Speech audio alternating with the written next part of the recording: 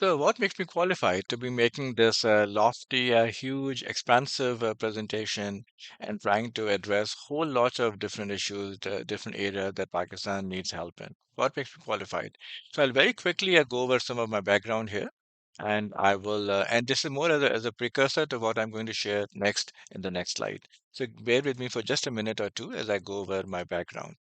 So I'm an engineer by education. I've attended NED University in Karachi, Pakistan. And in the US, I've gone to USC, University of Southern California in Los Angeles, and to Stanford and Palo Alto, California, Northern California. I worked over the years for all the companies whose logos I'm showing here. I worked for IBM Global Services as as a lead consultant for many years, and through them I managed their engagements at Paramount Pictures, at Boeing. I worked at a large newspaper, Orange County Register, Circuit City, if you remember, large brick and mortar store, Intel, Cathay Bank, Edison, Toyota. I'm currently attached with AT&T. Areas of interest are provided, I'm passionate about, that's provided. But I really want to focus on some of my skills and strengths. And again, as I said earlier, this is all leading up to what I'm going to present in the next slide. So bear with me on that, please. So my strengths lies in project management, going to trying to figure out what we're trying to achieve, trying to identify the roadmap, build the roadmap that can eventually take us there, trying to find the small sub goal. If there's a larger goal, where are all the sub goals, all the milestones we could hit on the way over there? What's the critical path, critical items on the list? Again, just to be able to spot all that.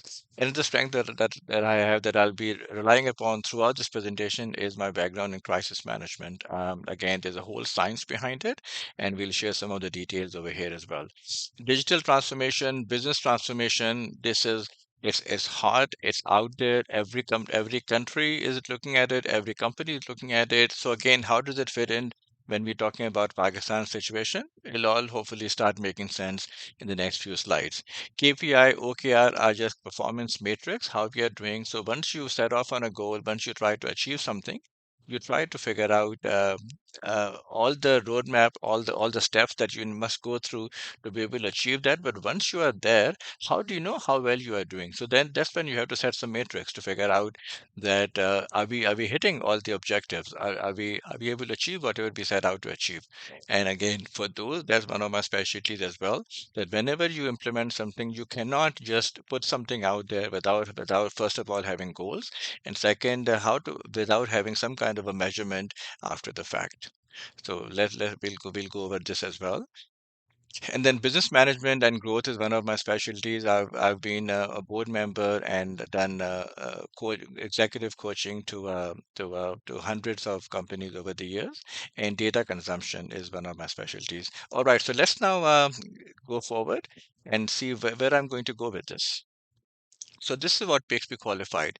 My approach to problem solving. Again, I'll just read through it. There's really how to approach problems, how to understand the pain points, how to design something, and then you study the feasibility of the design proposal.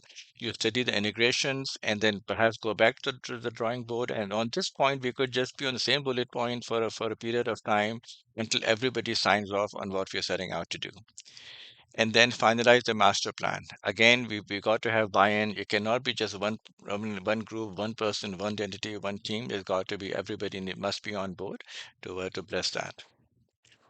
And then divide the projects into, as I've mentioned this earlier, into small components. And I'm a huge proponent of making incremental changes, gains towards a larger goal. Again, there's a this saying in business that how do you eat an elephant? The answer is one bite at a time, one step at a time. So that's really what we're setting out to do here. We've got monumental, huge mountain that we're trying to climb here, but let's focus on the next step. Let's focus on the next 10 steps. So incremental gains, that's how we'll ultimately reach our goals. And then engaging with the best resources. You cannot achieve anything unless you've got the best talent who's at your disposal, who's available to help you out. We got to find those resources. And then sorry about that. And then we must rely upon the best practices.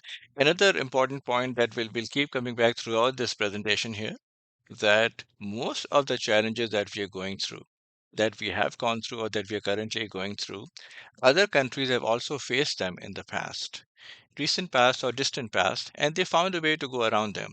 Some of them succeeded and some of them failed. The successful of the company, their model is available for us to figure out. We know step by step what they did, what they focused on. And later on in the presentation, we'll talk about some of the highlights, some of the countries that went through these similar journeys, how they were at the beginning of it, how shambles the lives were for all the citizens, and how over a period of time they were able to make substantial, huge improvements in specific areas. So again, we've got many examples coming up. Please stay on board. So again, we must rely upon the best practices. We do not have to reinvent the wheel. We do not have to figure out everything on our own. Information is at our disposal. We just have to pick the right way, pick the right model, figure out how we're going to achieve that, take the goal, divide this into smaller bite-sized goals, find the right resources, and make it happen. So how do consultants do it?